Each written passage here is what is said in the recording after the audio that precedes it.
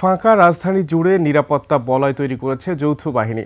টহল ছাড়াও বিভিন্ন জায়গায় স্থাপন করা হয়েছে চেকপোস্ট। সন্দেহভাজনদের করা হচ্ছে তল্লাশি। তারা বলছেন নিরাপত্তার প্রশ্নে কোনো ছাড় নয়। রিপোর্ট করছেন দীপু শিকদার। গভীর রাতে কালশী এলাকার নিরাপত্তা চিত্র এটি। রাস্তার দুপাশে অবস্থান নিয়ে তল্লাশি কার্যক্রম চালান যৌথ বাহিনীর সদস্যরা। সন্দেহভাজন যানবাহন আর যাত্রীদের তল্লাশি চালানো হয় নিরাপত্তা চৌকিতে।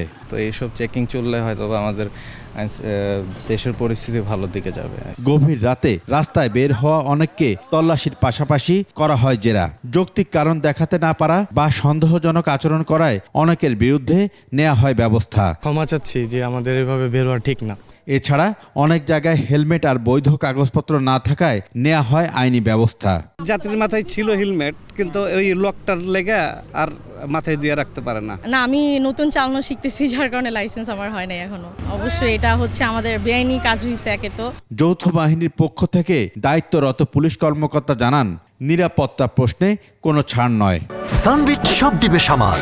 সানবিট ম্যাজিক প্রেস ডিশওয়াশিং এর মাথা ঘোরানো সলিউশন।